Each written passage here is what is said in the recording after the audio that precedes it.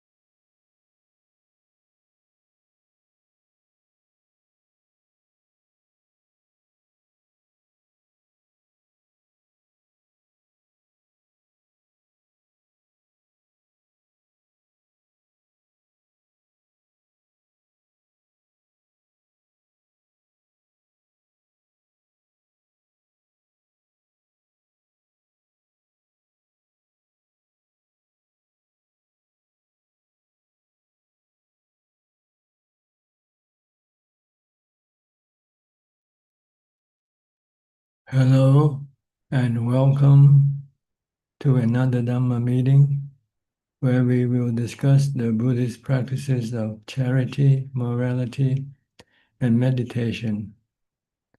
Everyone who is interested is welcome to join. We're waiting for our first participant, which happens to be Claudia again. Claudia, you hit the jackpot 3 times in a row. Good afternoon from Switzerland, Tanha. Yeah, I'm very lucky. I feel very lucky to hit the jackpot. Yes, yeah, I would like to report, Tanha, about my meditation process and maybe progress. So I want to thank Tanha for the advice to concentrate when I do my meditation on the tip of my nose and just repeating Buddha, Buddha. It's very helpful, and I realized that my mind is the stillness in my mind is increasing, and Yeah, the more concentration gets stable, more stable. more stable. Yes. Yes, yes. My body is much more relaxed when I just concentrate on the tip of my nose and think Buddha, Buddha. And to me, it seems that I'm more calm during the day when I practice like this. The only challenge I still have is trying to be mindful still in the train when people are chatting or when they have loud conversations on their phones, or some people in Switzerland also love to eat very noiseful in the train. And this sometimes are noises or conversations that start to cause stress in my mind. And I can't keep the concentration up. So I would like to ask Tanachan, what more can I do to increase the concentration and to stay calm? Can you repeat Bhutto Bhutto? Recite Bhutto Bhutto when you're in the situation where you are having people around you and you want to ignore them. Just keep reciting Bhutto Bhutto Bhutto if you can. If you Mhm. cannot, then you have to teach your mind to accept these people around you, that they are like the weather. You cannot get rid of them. So you just have to leave them alone and let them do whatever they want to do. They're like the weather. They're anatta, a natural phenomenon. Mhm. If you can look at them that way, like the rain, the sun, the wind, you can't Mhm. stop them. Or if they are fruits, you cannot change them. If they're bananas, you cannot change them into oranges. Yes. Just accept them and leave them alone. The problem Yeah. is you don't want them to chat. You don't want them to make noise. So it Yeah. causes you anxiety and Uh-huh. restlessness. Yeah. If you just leave them alone and have no expectation or anything from them, then they won't bother you. Yeah, yeah. And It's a very then, good and idea to, yeah, then you can come back and recite Bhutto, Bhutto. okay. Now you have a purpose, is to leave them alone by using Bhutto, Bhutto to pull your mind away from them. Yeah, yeah. I will keep in mind that they are like the weather. It's a very good way to accept it better. That's a very Yes, good idea. the Yeah. Buddha just said everything is anatta, natural phenomena. Mhm. You cannot force them to be this or that. They come and go as they like. So we Yeah. just have to learn to live with them, that's all. Yeah. Yeah, I will keep on practicing because I already feel the first results, and so it's a very good motivation not to give up and to keep practicing. Yeah, so you can recite anicca, dukkha, anatta also Mm-hmm. instead of Buddha, because anicca, dukkha, anatta will remind you that everything is anicca, everything is anatta. Mm-hmm. If you want to force them to be something else, then you will have dukkha, stress. Yes. Yeah. Yeah. Yeah. Good. So Try it next time when you're on a train or wherever you are. When you feel disturbed by people around you, just recite anicca, dukkha, anatta. Or they are the weather, they are oranges, I cannot change them. yes, I will do. Yeah. You want bananas, but they are oranges, so you want to change them into bananas. Yeah. Okay. Yes. Very good. I will keep that in mind. Yeah, And I will report next time to Tanha-chan how it works. yeah. So I thank you. Thank you so much for your advice. It's very helpful. Okay, Thank good. you very Anything much. else? Anything else? For the moment, everything is fine. Thank you. Okay. Thank you. And be patient, just takes time. Sometimes you might lose your mindfulness, then try to bring it back. Yeah. Patience. Okay, Yeah. Thank you very much. you're welcome. Next, Diana. Long time no see. Where have you been? Okay. Um, yes, just lots going on, but I did manage to go on a retreat last weekend at the Amavati monastery, the Thai forest tradition monastery. It's just north of London in Hemel Yes. Hempstead.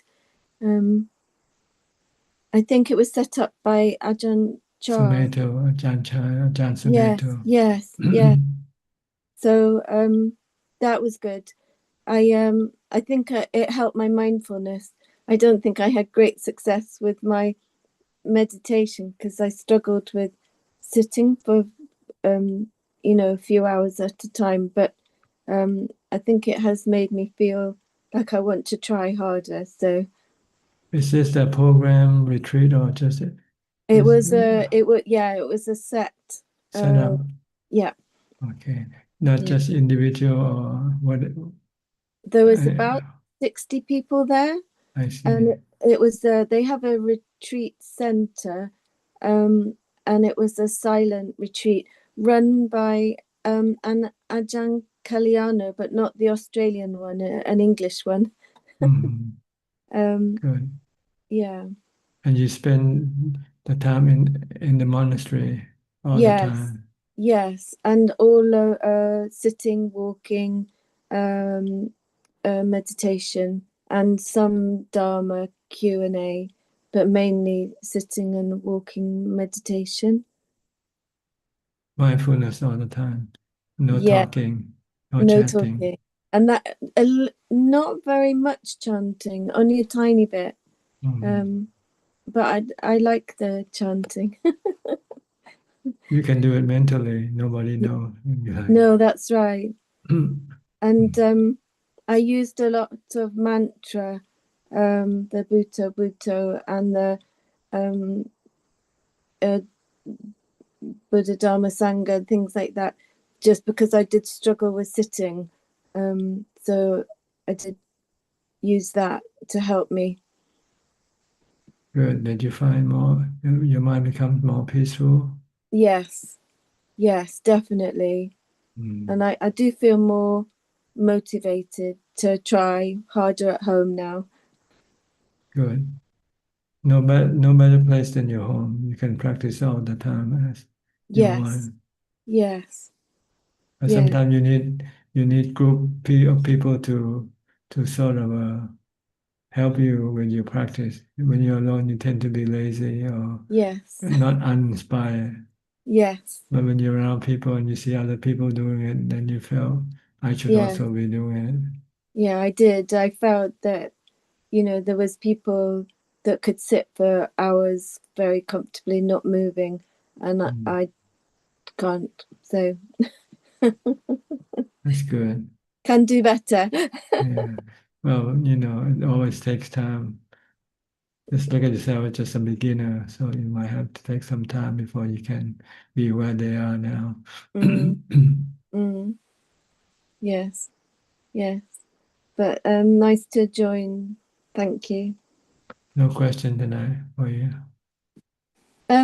No, just maybe a silly one. When you're walking around a circular path, should you go clockwise or anti-clockwise, or it doesn't matter? Well, the tradition is to have the Buddha or something important to your right when you walk around. If you walk around the Buddha statue, you want to keep the Buddha statue to your right. So you walk clockwise, I think. Clockwise. Yeah. I had a feeling, but I wasn't sure. It's just a matter of showing respect, that's all. But Mm-hmm. you can walk any direction you like, actually, as long as you're mindful. What's more important is the mindfulness than the direction of your walking. Yes, and I found shorter walking, and then turning around better. But I wasn't so distracted. I could keep more focus. Yes, it's different people have different liking. Some like longer distance, some like shorter distance. Some has no walking path, so they walk around the house or walking around somewhere. Yeah. Because you need to reposition your posture. After you're sitting for a while, your body can become tired. So you want to get up and stretch your legs, and so you continue your practice by walking. Yes. Okay, Thank you. you're welcome. Next, we'll go to New Zealand. With Ramya and Anura. Hi.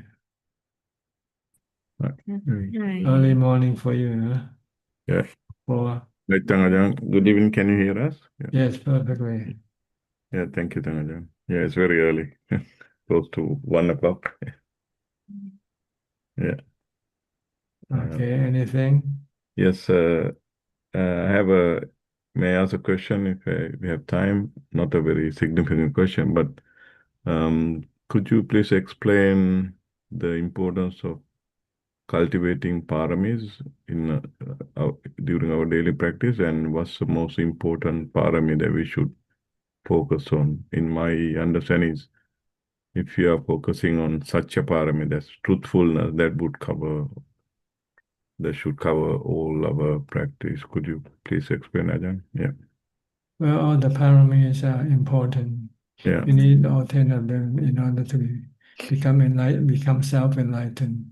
See that this parameters was what the Buddha used to develop that helped him to become enlightened, self-enlightened.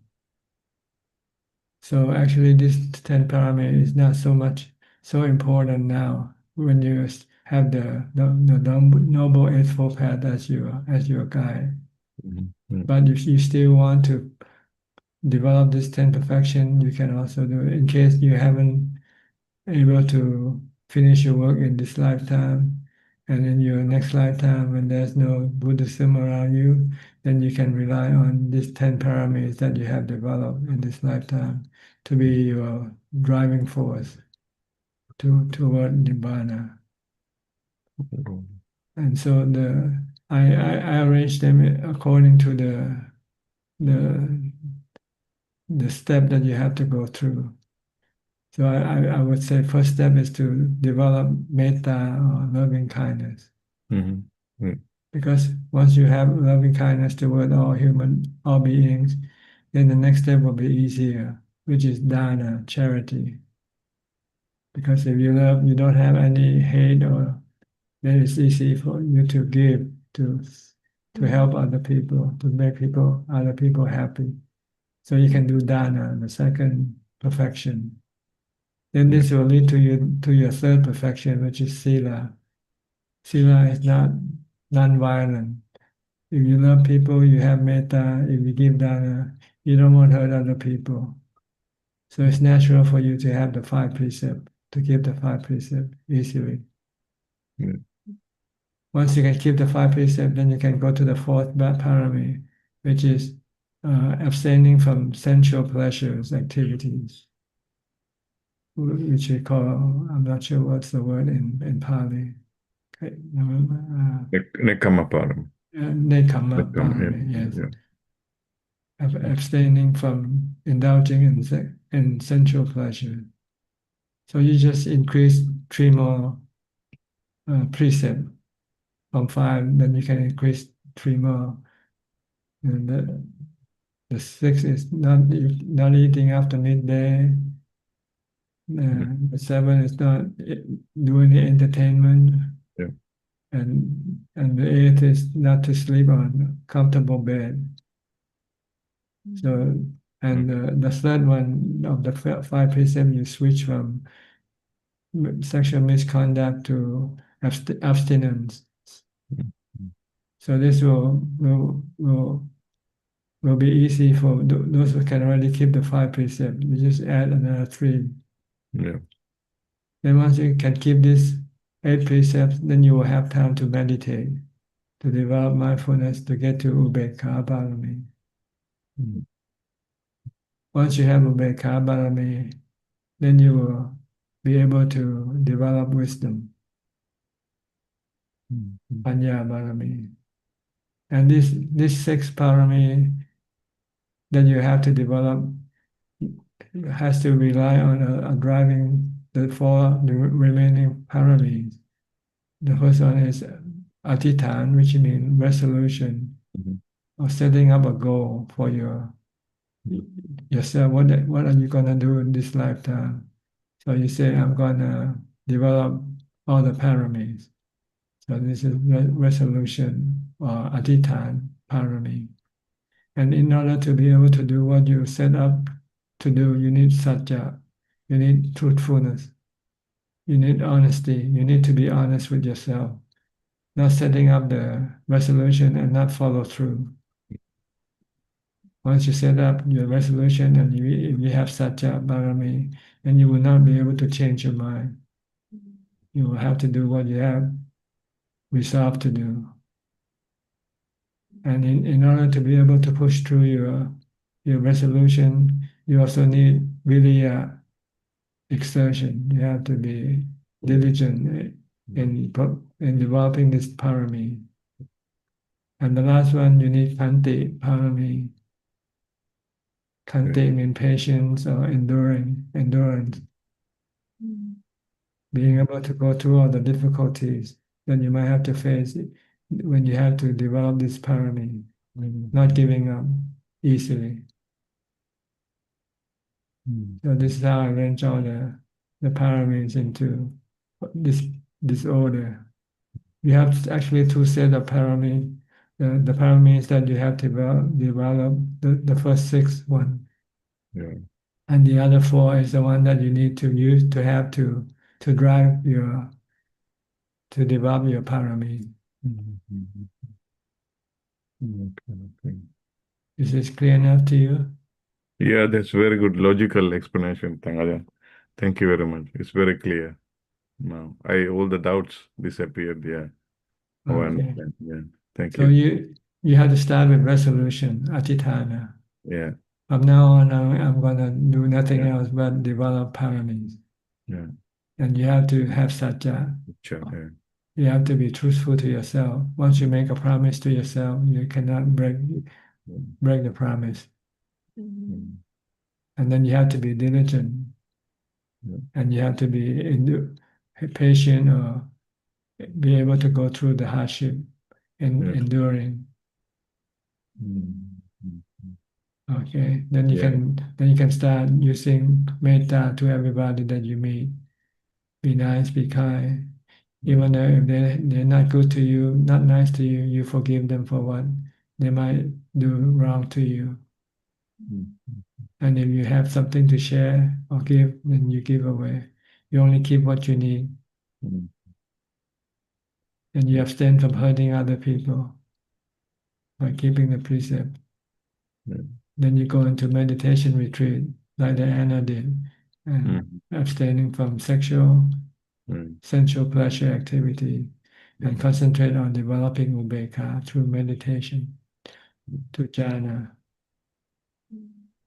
Once you have jhana, ubekkha, then you can look at the truth, Mm. look at the suffering inside your mind, and find out the cause of your suffering, your dukkha, which is your cravings.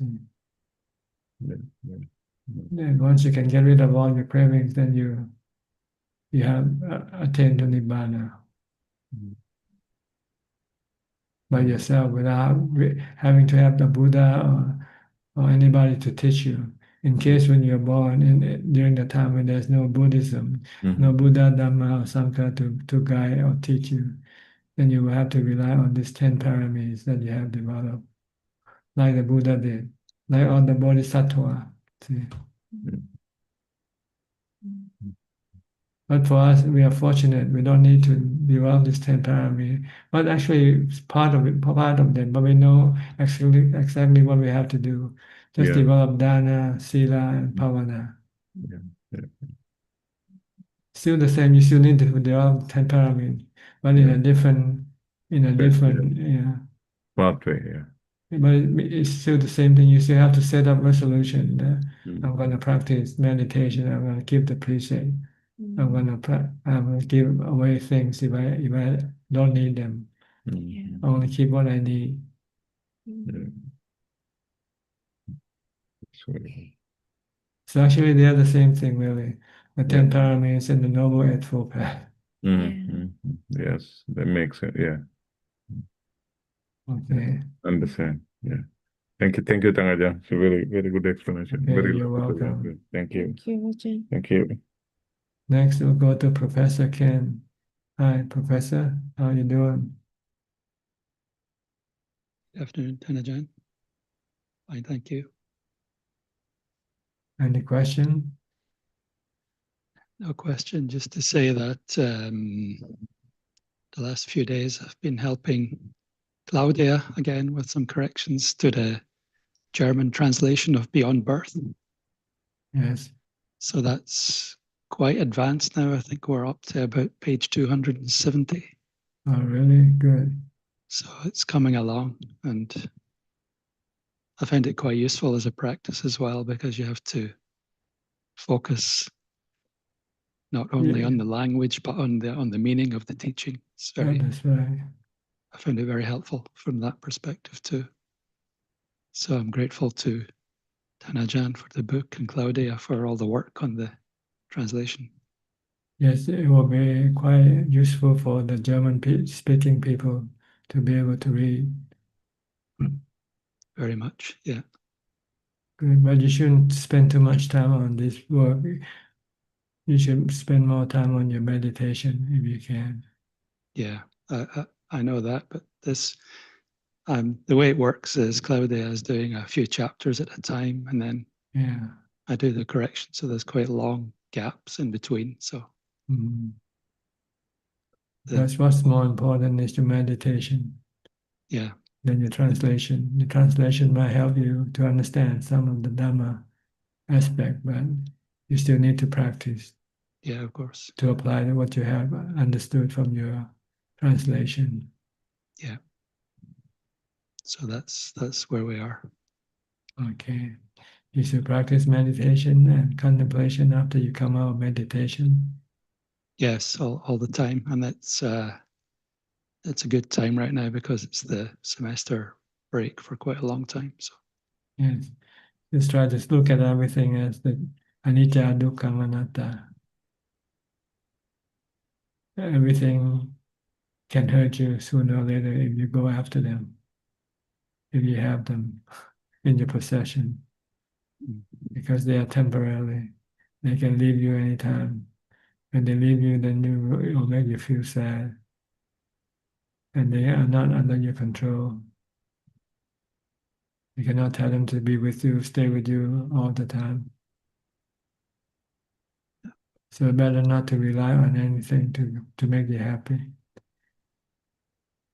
Rely on emptiness, nothingness. Because nothingness is always permanent. It's always there with you. yeah, Everything else come and go. But nothingness stay with you all the time, stay with us all the time. But we don't like nothingness, it's our problem. yeah. So we have to teach our mind the benefit of nothingness. Nothingness doesn't hurt us.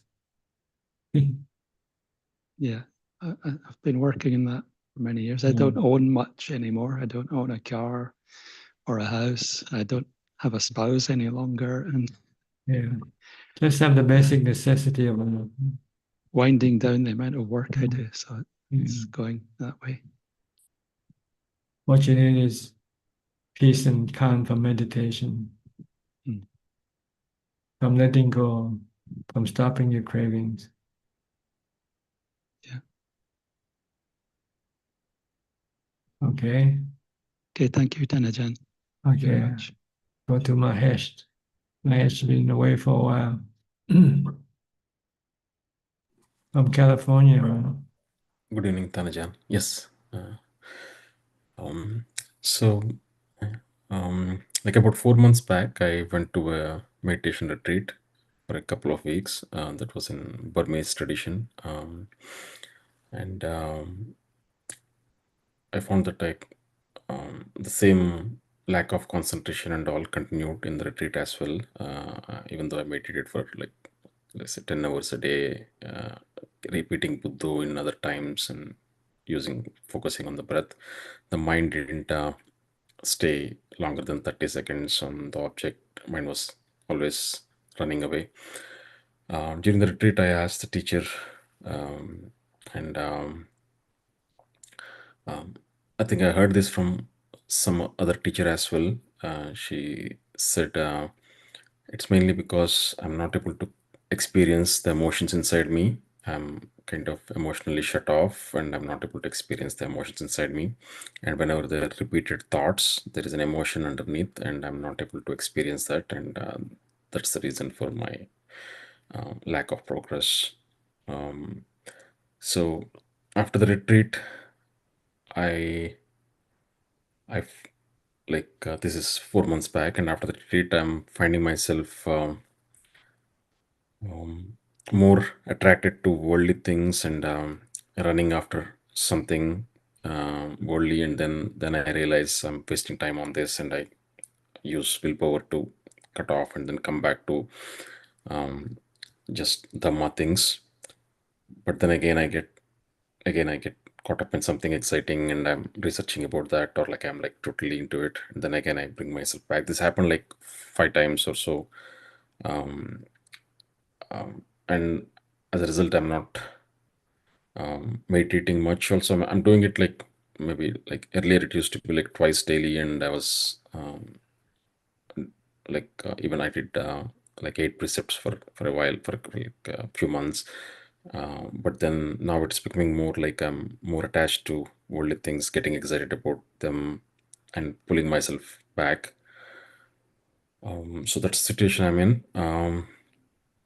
I wanted to get your thoughts on first, like about the situation, and secondly, like about the heart thing as well, the emotional thing as well. Well, whenever you are attracted to the worldly things, you should tell yourself that they are actually harmful to you in the end. They might be attractive, they might give you pleasure at first, but then they change and they will sooner or later pass away. And when that happens, it will leave you sad. So this can stop you being pulled away toward this sensual or worldly matters, and then bring you back into the realm of meditation. And then what you need, if you are not involved with any worldly matters, then you should concentrate on developing mindfulness all the time during your waking hours. And whenever you have the time to sit and meditate, then you sit, alternating with the practice of mindfulness. When you're sitting, you still practice mindfulness also. But you change the object of your mindfulness from when you're not sitting, you watch your body movement, you watch your body activities. But when you sit, then you watch your breath instead. Try to curb your thinking. If, when you can curb your thinking, you can also curb your cravings for things. And it'll make your mind calmer and peaceful and happy. So this is what you need to do. Try to stop whenever you've been pulled away to worldly things.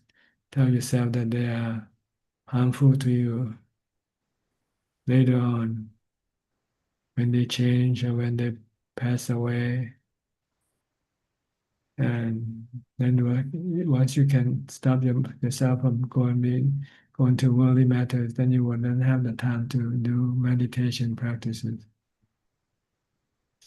So you try to develop mindfulness, maintain mindfulness all day long, from the time you get up to the time you go to sleep.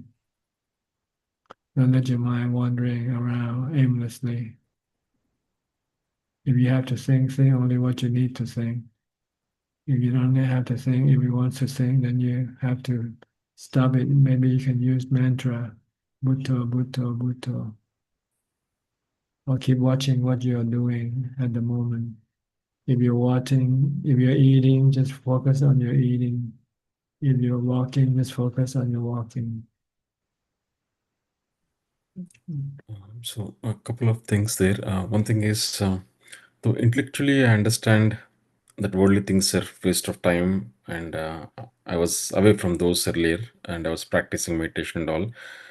But right now, there are a couple of things that are going on. One thing is, I feel like even though I try to practice, just like I did in the meditation retreat for a couple of weeks, and also earlier also when I did at home, the results are not coming. The mind is not getting concentrated, and as a result, I feel like maybe this won't work for me. There is that doubt in the mind.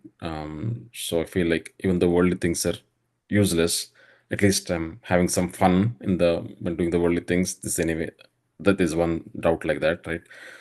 Um, and the second thing is this heart, being emotionally shut off. If the problem is real, and no matter what I do, if meditation is not going to work out for me, then yeah, that is a second doubt that I have.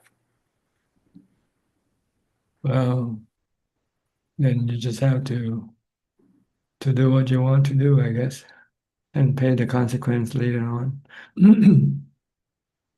Yeah, I mean, I understand it is useless. This worldly things is useless, so I'm pulling myself back. But um, again, I'm getting back to them, and again, I'm pulling myself Yeah, back. So it's a tug of war. You just have to try to resist your urge to go toward worldly pleasures and try to force yourself to go to the meditation pleasure instead.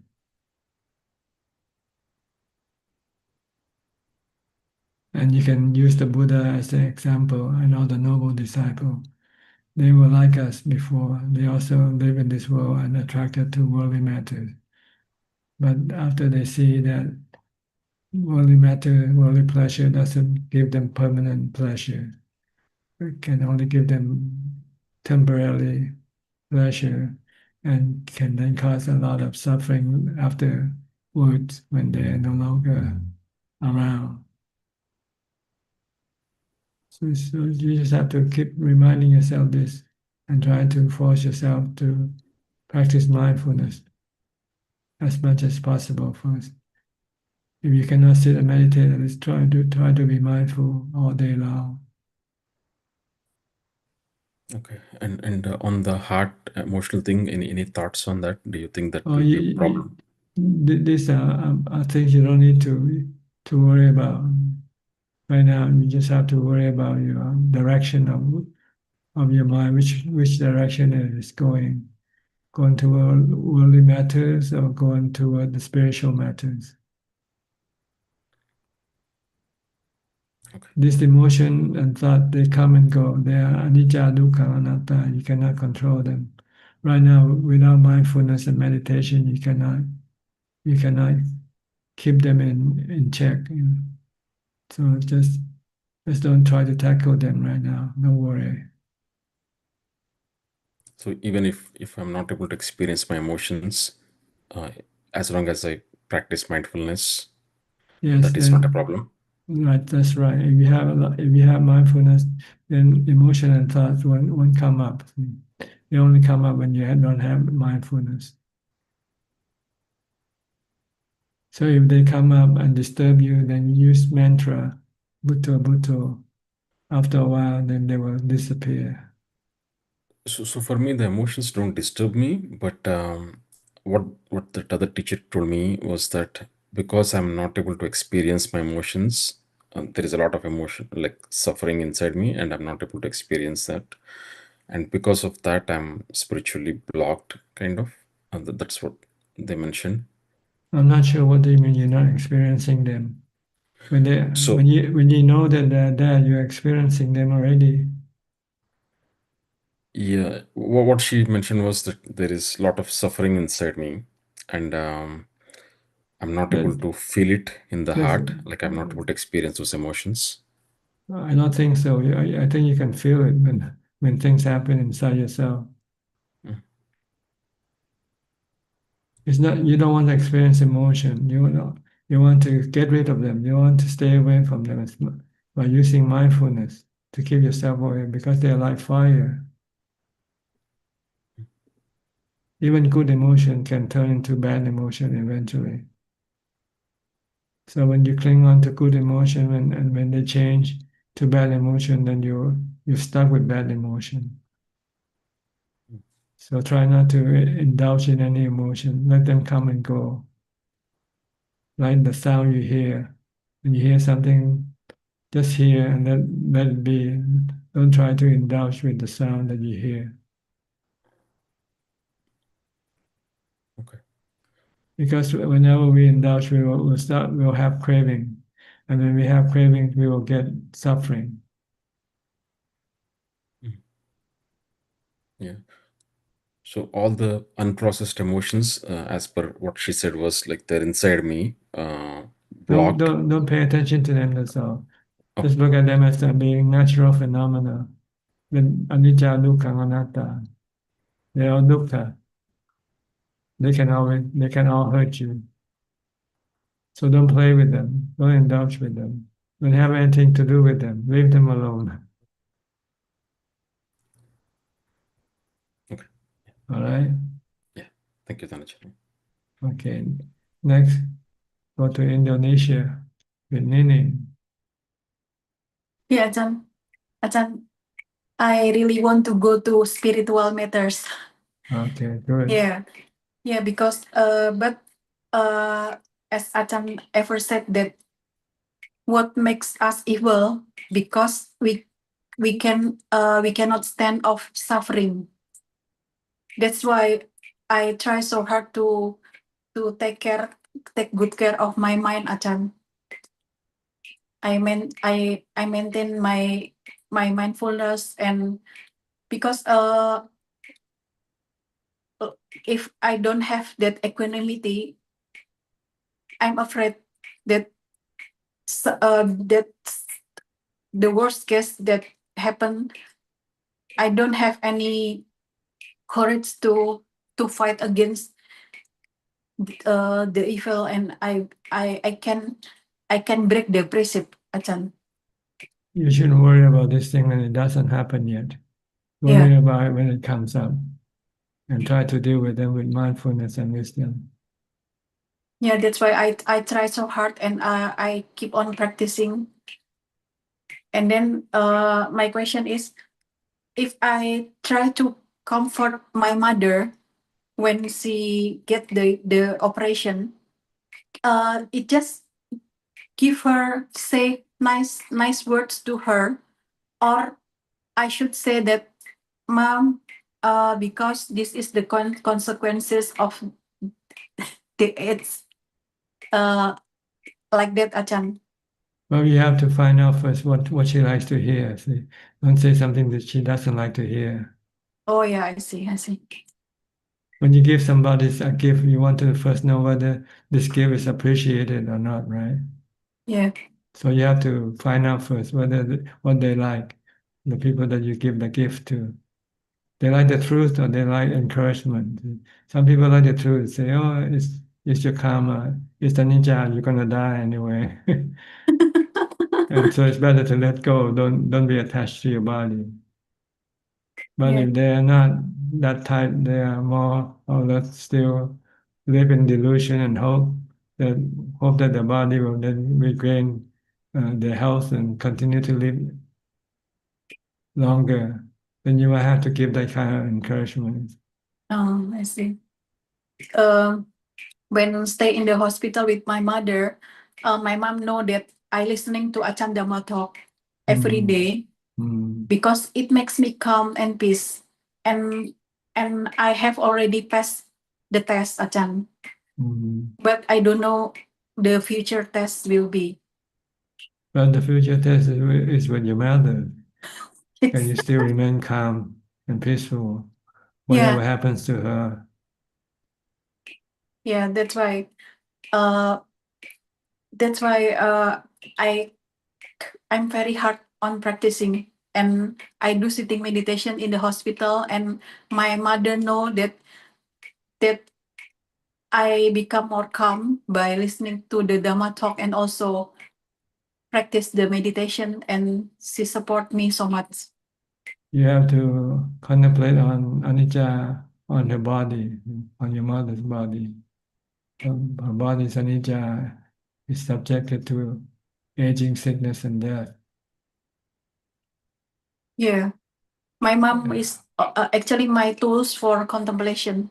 Yes, but this is for yourself, not for her. You know, you don't go tell her that you should contemplate on your body as being anicca, because you don't know how much attachment she might have with her body. Yeah, she's very afraid actually. So if you don't know what she think about her body, then it's just better to keep quiet. Just to be around her is good enough, I think, to show that you care and that you look after her. Yeah, that's why I'm very happy, because I have more upeka. I don't cry, and I can be so calm and peace and still comfort her like that, Ajahn. Yes, unless she asks you what to do with her body, how to treat her body, then you can tell her that the Buddha said to let go of your attachment, to look at the body as not being herself. Yeah, but she is so afraid. I think my mother will not ask me about that. Okay, then She don't just worry about it. Yeah, she just want me to accommodate her. Yeah, But yeah, just help her with whatever she needs. If she needs a drink, bring her something to drink. If she wants to eat, bring her something to eat. Show your support. yeah, I practice metta when with my mother. Yes. That's why I'm very happy, because I have already passed the test, and hopefully that I can pass the future test. Well, you never know until you come to it, right? Yeah. Okay, just be ready. Yeah, that's why I contemplate on that every day, Ajahn. Yes, that's good. To the impermanence. How often every day? I think almost all the time. Okay, If not, good. if not doing the if not listening to the Dharma talk, if not do meditation, Yeah, because now my worldly activity is very less, but not still I still have the worldly yeah, activity, yeah. and I Do all the time if you can, to the point where you'll never forget. You remember all the time that that is just around the corner. yeah, because that's I think the most scary thing in life, I think, Ajahn. Yeah, Is it? it will not be scary once you have conquered, overcome this this fear of death. Once you have accept death, then it will be no problem. And also, I think I believe I have to be stand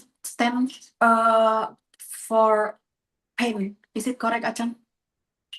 Yes, you also have to be able to withstand the pain. Yeah, that's why that's the problem for all human, I think, Ajahn. You need to have equanimity in order to be able to withstand the pain. So you have to do a lot of mindfulness when you come face to face with pain. You can use wisdom by teaching your mind that the pain is like the weather. You cannot control or force them to come or go. Once they're here, then you have to learn to live with them. Yeah, that's why I practice every day for Yeah. Live for with the finalness. live with everything with equanimity, then your mind will not be hurt. Yeah. Thank you, Buddha. Thank you, Ajahn, for the teaching. Okay, you're welcome. Next, Philip from Malaysia. Hi, Philip. You didn't get in last week, huh? Yeah, I was slightly late because I was working. I tried signing in, but I think it was actually full. But it's okay. I could listen it to Facebook. Facebook, yeah. Okay. You have any question? I don't have any questions tonight. I'm just happy to be listening in. I'm just wishing you well. Okay, thank you. Next, Nita and Saket from India. Are you still in Pune? Yes. Still? Okay. I was like happy. Yes, life is good, Rajan. Thank you. Mm. However, we decided to downscale our plans, and we're moving still to Nita's hometown. But I think it's a much simpler plan now, something where we can care for Nita's parents as they age, my mom, and just doesn't not as fancy. And we plan to buy a house, all sorts of fancy things earlier. So thank you for showing us some sense around that. Simplicity is the best solution. Yes, yes, Minimalist. Buddhism is minimal, using everything minimally. yes. Sando, มากน้อย sando. Sando is just to be happy with whatever you have. Okay. Contentment. Only have what you need to have. That's all. Anything more that is considered problematic to you. It's better not to have more than what you need, because you have to look after them. Whatever you have to look after them. True. Today I was helping my mother-in-law pack her stuff, and the way I was counting her dresses, I was like, "Oh, you have the dresses for the entire year." And then I had to start helping her with the jewelry packing, and I'm like, "My God, my head is aching. I can't look at this. It's so much burden." But because she likes it, she loves them. She's very attached to a lot of them. So I thought, okay, let's just pack everything and let's just take it along if you want. And she kept saying, okay, you can take this. Okay, you can take that. I'm like, I'm happy. So it was a good experience of seeing how worldly things can distract people and how we get pulled into them. So you're moving from where you are now to another place, to your parents' hometown. Correct. Yes, How Prajan. far away from how far away from where you are? It's around 1,200 kilometers from here. Quite away. Quite away. It's like the center of India I almost. see. And Right now, then another province. another province, yes, another Mm. state. It's more quieter than this city right now we are in. This city Mm. has become like the hub of IT, lot of IT people, lot of work, lot of Mm. traffic, pollution. So anywhere we have to go, it takes a lot of time to go to the doctors. We spend the whole day if we have to travel to see the doctor. Mm. Mm. In that hometown, everything is like 10 minutes, 20 minutes. So it's Mm. easier to it hopefully it would save us a lot of time to be able to practice more. That's good. That is the intention, to take care of the family and to be able to practice as much Uh, as we can. and second, parents also have to move with you. Yes, my mother's coming along for Ajaan. However, at the last minute, my stepfather decided not to come along and to come later when he believes we have settled in, I see.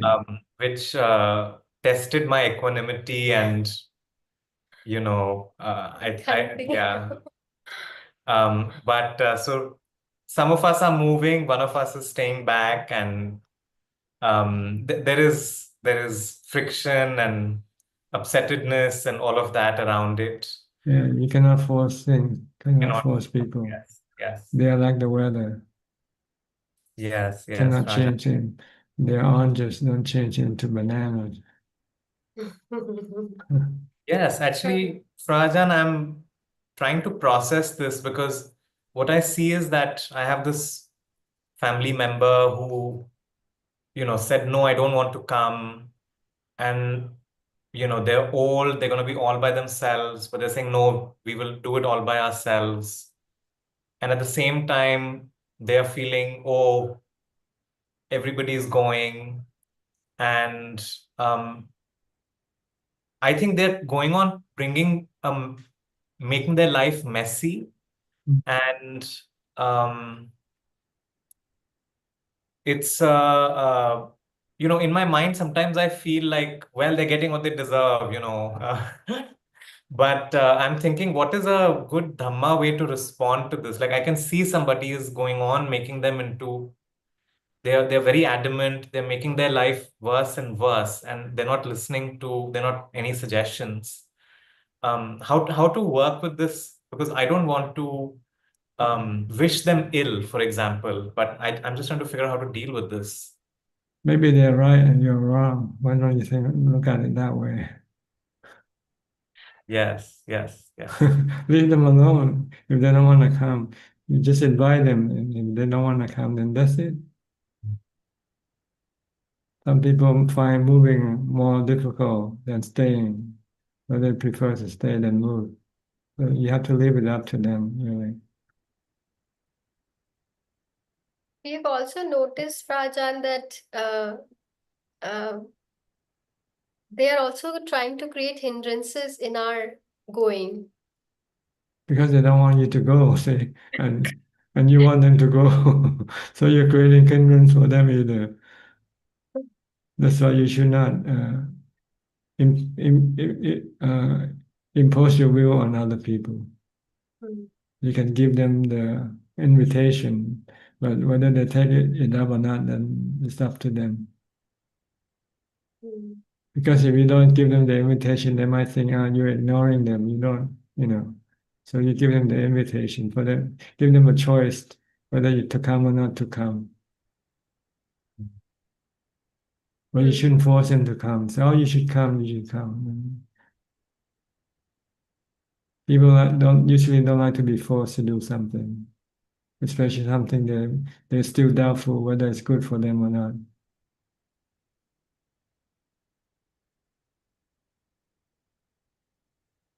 Okay. Yes. Any question? Yeah, Frajan, a question. So I did the 6-hour challenge a week ago, and after that, somebody was telling me that well, it's not about how many hours you meditate in the day and things of that nature. And I just wanted your advice. Um, is it good to block many hours in the day for meditation? And what next after we do the 6-hour challenge? Should we do that more frequently, or could you suggest, please? Well, it depends on what did you get from your 6 hour challenge, and whether you find beneficial for you or not. If you find that you can curb your urges, your craving more, and give you the mind more power against your defilement, then maybe you want to continue on with this practice. Right. But if you find you gain nothing from this practice, then you might not want to continue on to doing.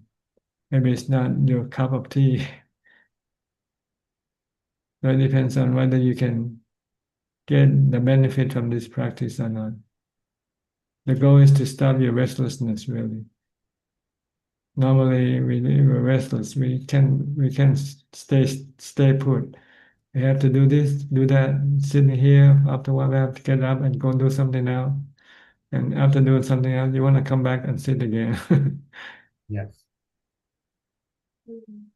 And also force you to develop more mindfulness and meditation in order to cope with your restlessness.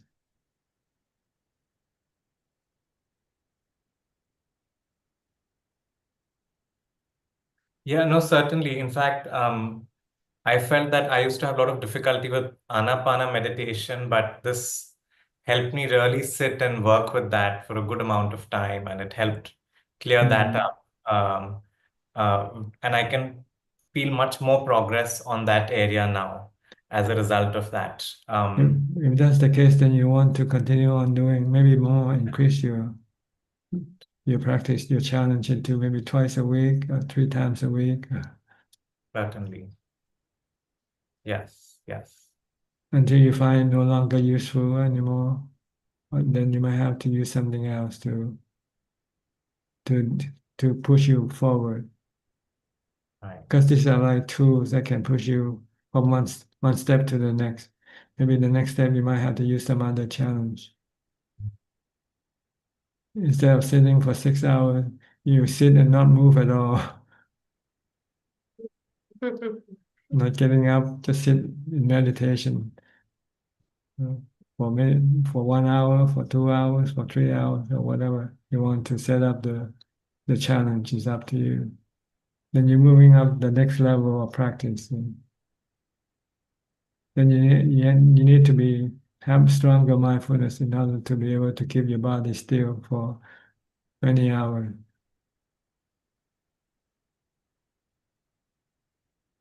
Certainly. I can definitely work on that. It'll keep me busy for some time. Yes. All right. How about you, Nita? Prajan, I did 4 hours. I couldn't do 6 hours. Okay. But one advantage I saw is the next day when I did 1 hour, it was very easy for me. Yes. At least you'll find that you can control your mind better, control your restlessness better than before. Yes, it was working fine until we hit this roadblock and people changed their minds when we were moving. So it disturbed my mind. But after doing that 4 hour, it feels like it is possible I can do it. So Good. that confidence has come, and and it was a very good exercise. So next day also we did try 3-4 hours. And whenever we are getting time in the evenings, we are trying to block for meditation or for Dhamma talk or for walking meditation. So Yes. it is giving us a good rhythm in our day. Okay. Try to increase your time for spiritual practice more and more, and decrease your time for your worldly pleasure, your sensual pleasure. Then you'll be moving ahead, getting closer to to vimutti, to nibbana. Okay. Thank you, Ajaan. Thank Thank you, you so Ajaan. much. Okay, you're welcome. Next, Masha. Hi, Masha. You've been away for a while. Yes, I had some things scheduled on Tuesdays and I went on a family holiday and yeah, it's been a busy summer. Wow, I just have to hats off to all those doing the 6-hour challenge. I'm just amazed. I am so impressed by the effort that the group is making. I don't think I could ever Maybe meditate for 6 hours. Try 1 hour first, or 2 hours. You can 1 start. hour actually. 1 hour is 45 minutes is my sweet spot. 1 hour, I've done 2 hours, but it's always been a problem because I struggled for like 6 or 7 years to sit comfortably. And so I was always just dealing with the pain of sitting. And now I'm in a good rhythm where I'm, focusing on the mind and the stability of the mind. I have some question about knowing, that unentangled quality of knowing.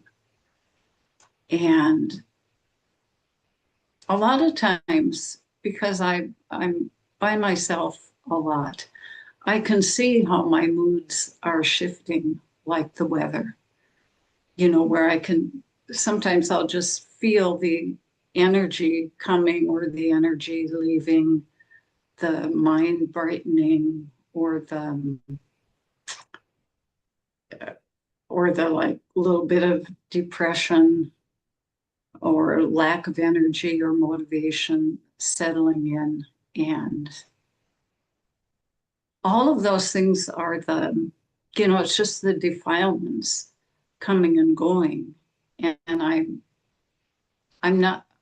know that I'm not controlling that because I can see them coming and going. And I'm thinking, man, it almost seems crazy sometimes because I know that I'm not in charge of it. And just to watch it happen, it's very interesting, actually. And then to step back and just know it. What happens for me is that, say, if excitement or happiness comes, there's an agitation to that. And then I try to pull back from that and just watch it. It's like in these shifts, there's the tendency to like tangle up in it, even if it's just a little bit, or if the energy drops, or I'm tired, and then the mind tangles up in that a little bit. And how to really pull back and not just be tolerating of it or equanimous of it, but to totally find that unentangled spot. What is that like? I've read parts of the book by Upasika Ki Nanayan, and she talks about the mind at normalcy. And it's not like being indifferent, I wouldn't assume. Or maybe it's cool, but what is that middle knowing spot? Not just being like equanimous, but, passing through your activities and through your different mind states and just totally not being a part of it. Can you explain how that is? Well, the goal is to merely accept them for what they are, good or bad. They come and go. You don't want to do anything. You don't want to manipulate, manage them, or change them. Let them come and go. They are anicca, anatta, not under your control. When you try to change them or manage them, you can become frustrated or stressful when you cannot do it. So the best solution is just to be merely knowing, observing, seeing, watching, but not reacting. Again, it sounds so simple, but when trying to do it, it's like it gets a little messy. That's because you're used to react to everything all the time. That's why you need to meditate until you get to equanimity. That's when your mind stops reacting. You have to get into the fourth jhana. That's what I've been trying to tell people all the time. Once you have fourth jhana, your mind will remain calm and peaceful and not reacting with emotion. So try to develop mindfulness and meditate to get to equanimity. Then once you have equanimity, when you come out, your mind will tend to be just be acknowledging or accepting or knowing and not reacting with emotion. It's a little disconcerting to be partly like that, and then it's like no self, and then to not have a self and that's right. Still kind of the truth is there's no self. There's just knowing, but the delusion creating a self to react. That's all. See? It's our delusion to create a self. So once we have a self, we have to react to everything that we like or dislike. If we like, we try to be attracted to them. If we dislike, we try to have aversion for them. And this attraction or aversion is creating cravings and creating stress and anxiety for the mind. But if you're just merely knowing, accepting, then you're not creating any stress or anxiety for the mind. It reminds me a little bit of your talk with Kenneth, where you said, we're not used to being empty. And so it's almost an uncomfortable position to be at the start. It's like, can I stay there? Can I be empty? And I guess that's the restlessness, is just trying to come in the door and destroy that little sense of emptiness. That's why you need to develop equanimity. Once you have equanimity, then you can live with nothing.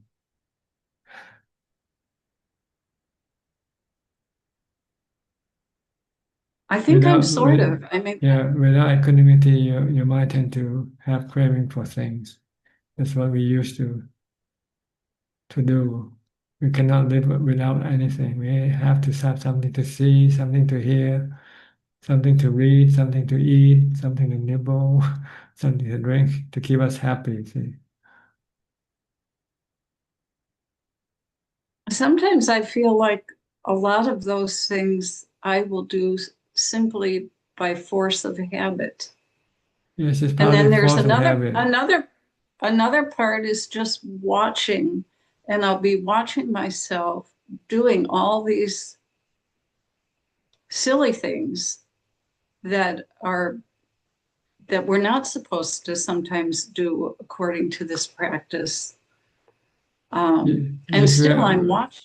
We are changing habit. Instead of indulging, we stop indulging and just merely be observing.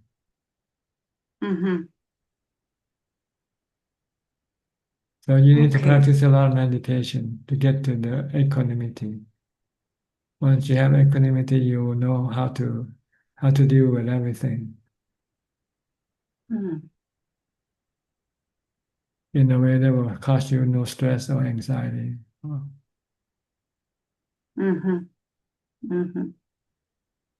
Okay, so don't be lazy. Practice mindfulness and meditation. Okay. That sounds. I think that's what we all lack, is practice of meditation and mindfulness. We like to think, we like to contemplate, we like to develop wisdom. But wisdom doesn't, without equanimity, we cannot apply wisdom effectively. Okay, that's a challenge. That is a good challenge. Yes. Don't be lazy. I think that advice hits the mark. Be mindful all the time during your waking hours. Try to stop your mind from thinking. And be merely knowing. And when you have time to sit down and meditate as much as possible. I find that the recitation of the Buddha, I don't do it nearly enough, but I've been using it more in my seated meditation when the mind is restless, and I'll go back to Buddha, Buddha, Buddha. And it seems to be at a certain spot in the mind. It's like I try to steady the recitation so that it's occurring at the very same place in the mind over and over again. And that just calms everything. Yes, you want to bring it down to the level in which you can then watch your breath. Then you can stop reciting. Just keep watching the breath alone. Okay. All right. Thank you so much. You're welcome. Next step. Hi, Steph from Oregon. Hi, how are you? Good, thank you. I always say I'm not going to do that, and I do that. Okay. I did have a meditation question. I was reading Thanissaro Bhikkhu, and it was his meditation instructions, and it was for beginners, and it's for like getting used to meditation. But he was doing a lot of fabrication, like taking your breath and feeling it through your body, bringing it here, like filling yourself up. And just reading it, I can do all those things and I feel all those things, and it feels really pleasurable when I do a lot of fabrication and meditation. But when I do it the way that you've taught me, which is just stay with the breath and don't think, it feels more peaceful. So the other way feels pleasurable and the other way feels peaceful. Do I want to just stay with the peaceful? Yes, because peaceful is more useful to the mind than pleasurable. So the pleasurable is just teaching people to like get into meditation, and then we go into the deeper, okay, state of mind. You so want to get to equanimity. And you won't be able to get into equanimity with just fabrication. You actually have to stop mental fabrication completely. Right. Okay. But you can use mental fabrication to ease your mind to meditation, let's put it that way. Okay. But if I'm already established in my meditation, just stick with what I do. Yeah. Then you don't need to use the mental fabrication. Once you can start watching your breath, then there's no need to, But you want to, there's no one to stop you, but you're just wasting your time. That's what it felt like. Okay. Yeah. That's what I was trying to, You're going back to the beginning when you can actually start in the middle. Yes. Yeah. Okay. So you can start in the middle, from the middle, without having to go back to the starting point. Because when I'm done meditating, it's very peaceful. Yes. But with that, it's just a little different. So yeah, okay. For a lot of Thai meditators, they use chanting instead. Sometimes they chant for 15 minutes, 20 minutes before they meditate. And that's kind of similar? Yeah, similar thing. And mental fabrication also. Got it. Okay. That's all. Thank you. All right, good. Next, Julia from Colorado. Hello, Pat Ajaan. Hi, how are you? Good to see you again. Oh, good to see Ajahn. I rejoice in this practice, and it's so wonderful to be in the presence, whether remotely or in person, of those who practice well, probably more than I can see.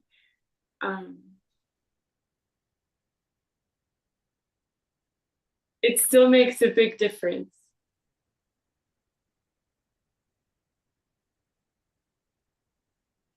Yes, go ahead. Anything else?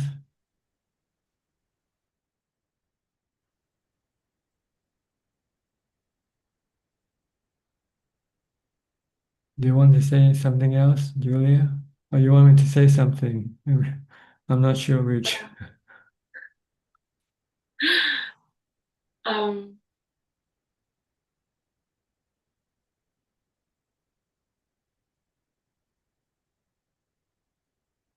there's still a difference between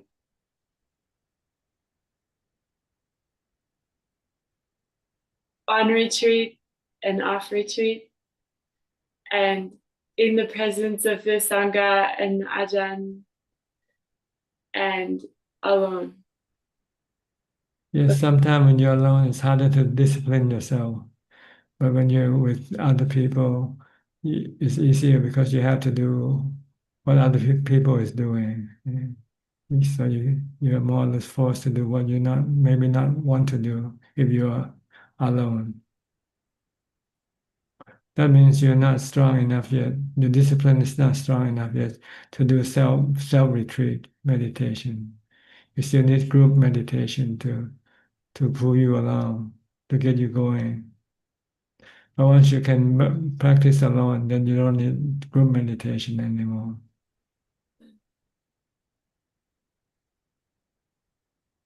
Yeah, that makes sense. I have done where I did like an aditan sort of, and then I meditated for a month in seclusion, in silence. And it worked, but I had to determine that ahead of time. That's right. Everything we do, sometimes we have to establish the goal first, what we want to do, and then stick to the goal. If we don't set up the goal, we don't have adhitthana, then we can keep changing our mind. Oh, I'll do it today. Oh, maybe not. Maybe I'll do it tomorrow. Yeah. Yeah. So adhitthana is very important. You first have to set up a resolution. Yeah. And then you need to be honest with yourself. You have to be truthful, sajja. Do what you think, do what you say. Don't change your mind. Do what you have set up to do and then follow through. Yeah. Then you will be able to succeed with whatever you want.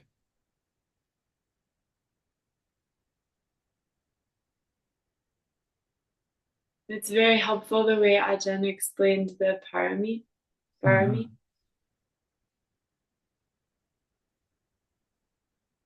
Okay, anything else?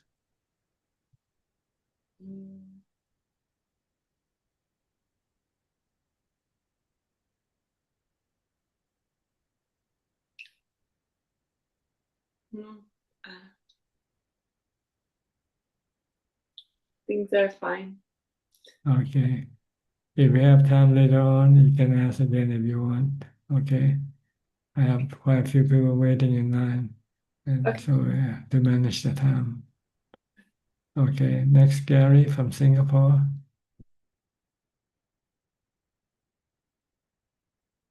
Good evening, Ajaan. There's no question for me. Just listening Okay, to. Thank you. good. I'll go to Cope from California. Hi, Tanha. Just listening today and wishing you well. Okay. Thank you. Good to see you again. Good to see you. Next, Jason. Jason from Florida. Namaskar Krab Tanajan. Just a brief report. Last week in talking about the balance between meditation and study. Per your suggestion, I started incorporating studying the Satipatthana Sutta in my morning Dhamma study. And I started off making progress with meditating a bit more. But then I allowed myself to get swept away with worldly events and being busy. So I'm trying to exercise mindfulness about the need to do it and doing so, adding additional meditation. So that remains a goal and area of focus for me. I just want to thank you for being here today and allowing me to be a part of this and have a moment with you. Thank you. You're welcome. I hope you can keep up with your practice and increase them as you go along. Thank you. All right, you're welcome. Next, B Ravin from Bangkok. Hi, B. Hi, Prajan. Good evening to you. What can I do for you today? Prajan, just a question on what we were discussing earlier today on parami. Is my understanding correct that although meditation and mindfulness is very important, it's very difficult to achieve enlightenment without the parami to support them? Is that right? Well, you need the parami, or you need the Noble Eightfold Path to get to Nibbana. So if you don't have them, it means you have to develop them now. That's all. If you already had some, then it will be easier for you to do the practice. But eventually, we all get there sooner or later. Those who have more parami will get there first. See? Those who have less parami will take a little bit longer time to get there. But eventually, we all get there as long as we keep developing all this parami or the Noble Eightfold Path, the 8 factors.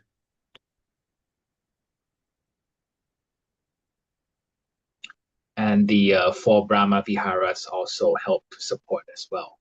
Right? That's something I try to cultivate more and more. This is when you deal with people, when you're dealing with people. You use the 4 Brahma Vihara. You either use metta, loving kindness, or compassion, sympathetic joy, or equanimity, depending on the situation, what type of situation you're in, which type of Brahma Vihara you have to use. If people need help, then you have to have compassion, show compassion. If just meeting people, just try to be nice to them. If they're successful, you should show your appreciation and joy with them, be joyful with their success. And if they're in trouble and there's nothing you can do about it, then you just use equanimity.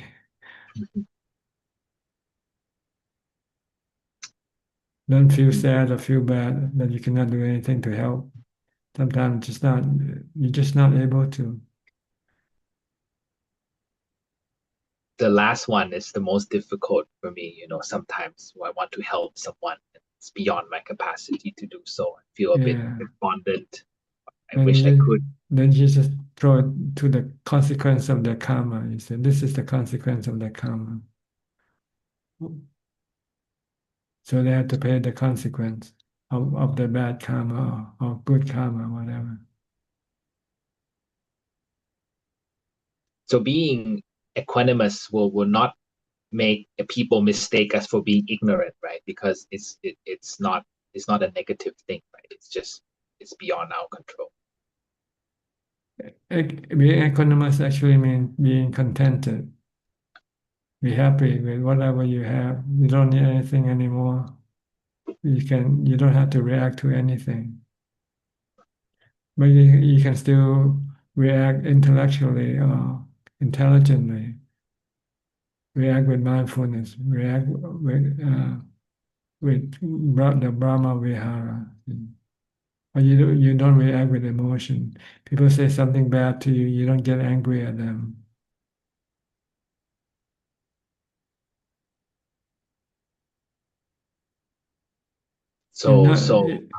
If not reacting emotionally means you are dumb or stupid, okay, accept that. If that, as long as we are happy.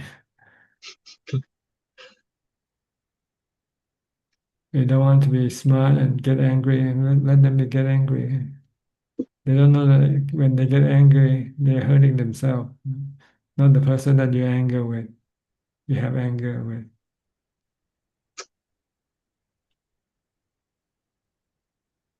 So it's to deal with people, and the Noble Eightfold Path is to cultivate for ourselves in leading our life, managing. Yes, to live our lives without any suffering, without any stress.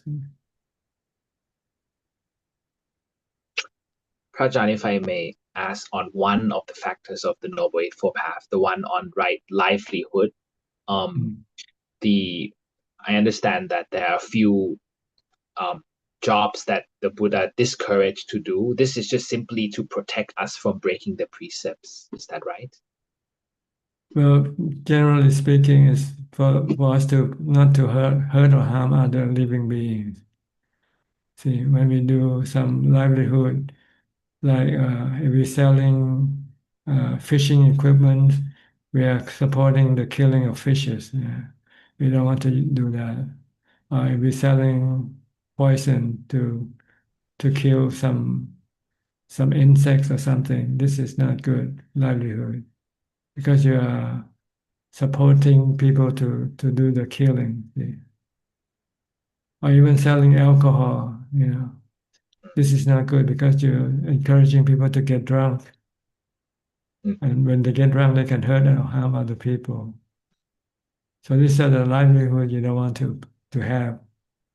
You use the livelihood that is beneficial to living being, like selling food, selling garments, being a doctor or being a nurse.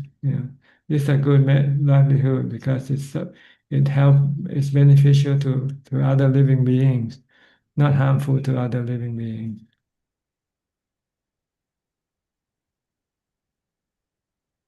So we don't get into trouble. See, when we're doing livelihood that hurt other beings, they might come back and attack you.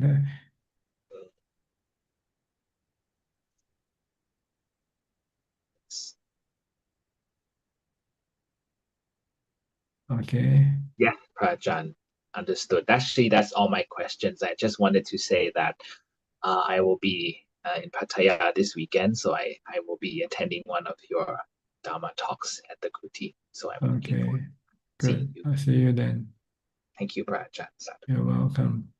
Next, we'll go to Ricardo from Uruguay. Still cold there, huh? Yeah, good morning, good night. Sabandika. Sawadee krap.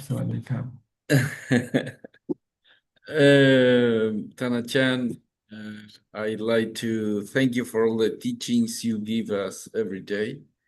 I don't have questions. I just want to share that on every Tuesday I take notes and I translate it to Spanish and share it with about 100 persons that they don't speak English, so there's no way they could reach your teachings.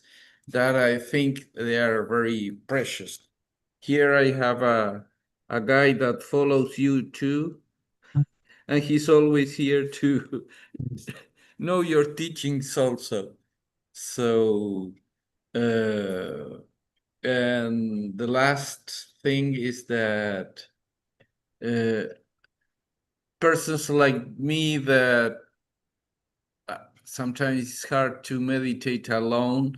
There's a group on the Clear Mountain Monastery in Seattle that they do silent meditation and you can join anytime. So they meditate 8 or 10 hours per day and you just join and meditate with them. I wanted just to tell all the Sangha that if they want, they can join anytime. You can reach their web, and there it says the Zoom code. And again, very thankful for all your teaching. He also wants to thank you. Okay, you're welcome. So, thank you. Right. Thank you for the translation. This will make other people who cannot understand English will be able to understand some of the teaching of the Buddha. Thank you. Okay. Next, Tommy from Australia. Hi, Tommy.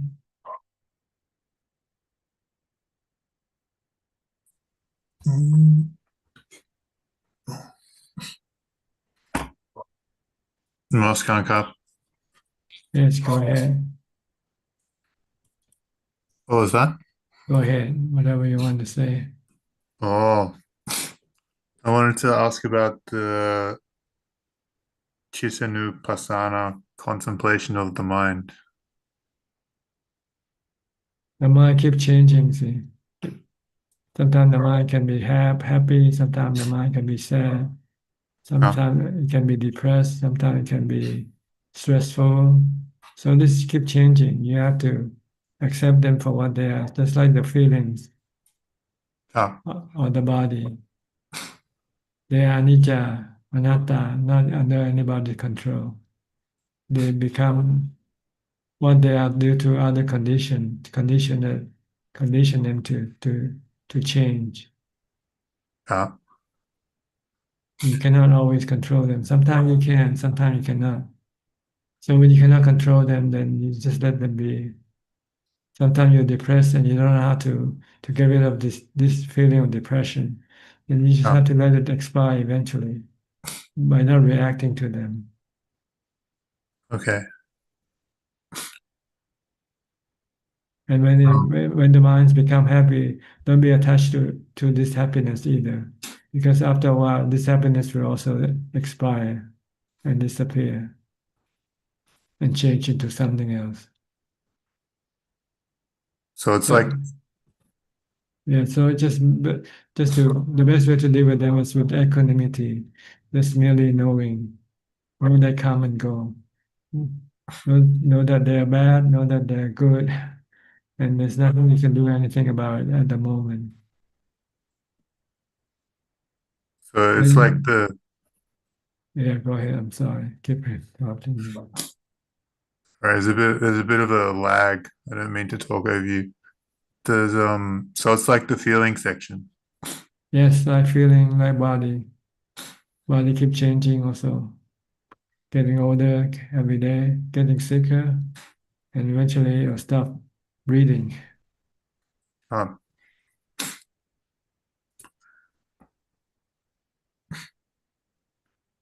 What about this section that says, and when a mind has become very great, he knows the mind has become very great.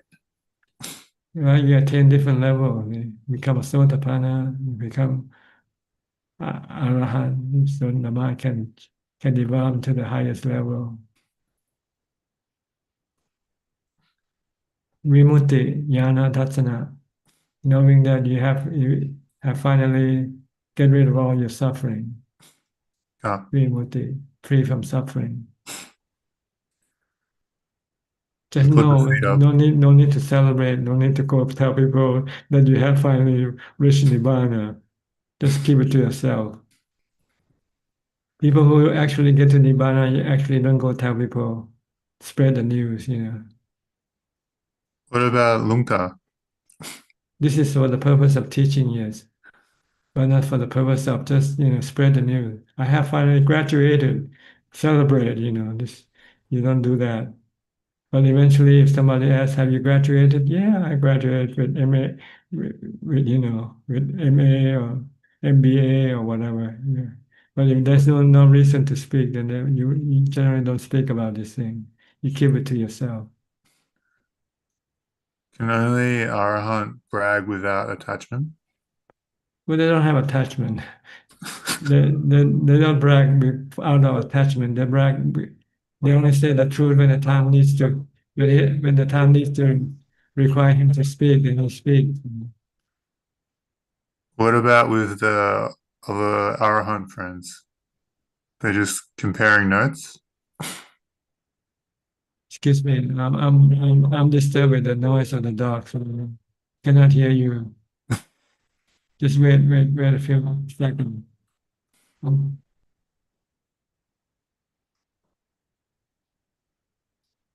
Okay, now you can say again. What did you ask me? The last question. I was going to say, what about if you have two Arahants sitting together, they're just comparing notes? Unless they want to find out about each other, then they can talk and discuss. But if they don't, then they don't need to talk.